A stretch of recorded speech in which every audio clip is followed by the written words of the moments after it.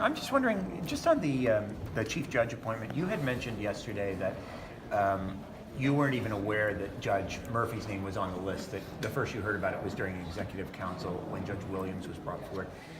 Do you have any concerns now that you've seen Justice McDonald's letter that his concerns weren't brought to your attention? No, not at all.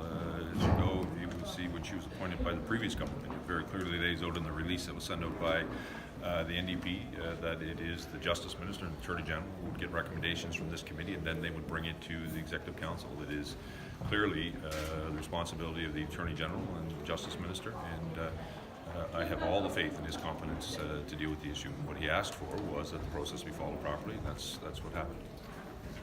I'm going to ask you about something completely different unless someone wants to keep going. Let me just quick on that. Do you have any concerns, given the letter you've now seen to Mr. Fury from the former Chief Justice, suggesting that there was, in his mind, what was the quote? Undermining. He had been undermined in his role? Not at all. If you go back, Attorney Generals of all three political parties followed this process very clearly, and one of them actually put it completely in the release that went out, that they are to provide a list. It was very clearly in the documents. All Minister Fury asked for was to send the resume of the other candidate that the Chief Justice had referenced in his letter to the Attorney General. That's all of us need to follow processes. But clearly the highest ranking judge in the province felt that his role had been undermined. That in no way concerns you or worries you? I'm not sure how he would feel that way. That's a better question for him, why he would feel that way. There was a process. We asked them to follow the process, provide us the resume. The letter that he sent to the Justice Minister and the Attorney General had both candidates in it. We wanted to see, the Minister of Justice wanted to see it and make a fulsome review of all of it and then make a recommendation to the Executive Council. We did so. This is a highly competent judge in the province of Nova Scotia, and we continue to look forward to seeing her work on behalf of all Nova Scotians in the judiciary. Has your office, or will your office, reach out to Mr. McDonald to find out what his thinking was on that? No, I don't know whether the Attorney General has, but I won't be. I've seen him a number of times, but we will continue to work with Chief Justice Williams, who's on her role, and work and continue to make sure that people have access to justice. Why wouldn't you reach out to him?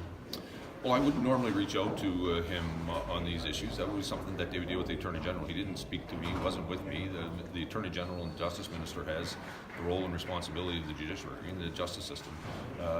And he's done an outstanding job. And I think it's important that Chief Judge left the committee, Chief Judge McNeil left the committee, didn't resign, he retired months later in what she had announced at some time before that. Right, but he did say he no longer wanted to be part of any future appointments.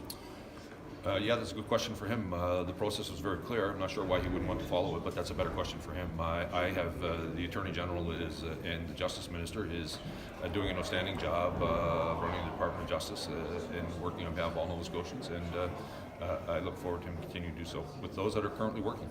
Have you made a decision yet about Sackville-Cobequid? No, that won't be too long. Do you think that you'll call that before the House is done, or will you wait until the House rises before calling that? I'm not sure. I think it's, to be honest with you, they haven't put a lot of thought into it. As you know, there's a number of other members who are contemplating leaving the House as well. So I was looking at whether or not any of those would be happening in the not too distant future, determine whether or not I'd run by-elections all together or whether I would stagger them. And so that's really the only process I was looking around. I think the one in Sackville, I think it's mid-May that it has to be called by, I think the 15th. But as you know, we have a window to set the date, but looking to see when all of the other potential nominations and whether or not that will trigger other by-elections in the province. Minister, in the last couple of weeks, we've seen a couple of developments with the Bay Ferries and Bar Harbor arrangement, and we've seen Minister Hines repeat several times things that aren't true, like Bay Ferries is the province's agent, which is explicitly false according to the contract. We've also seen him say things like, I haven't read the consultant's report, I don't know if we have a consultant's report, I don't know what the cost is, I don't know how much the province is on the hook for.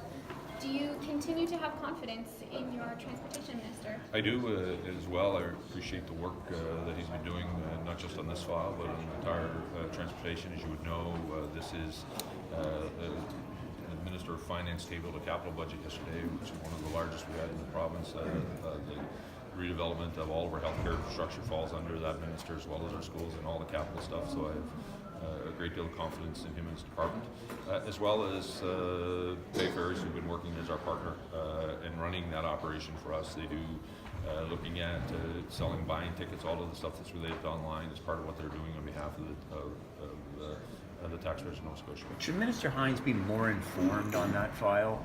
It strikes me as odd, in particular, his saying that he hadn't had time to read a report that he had on his desk for weeks.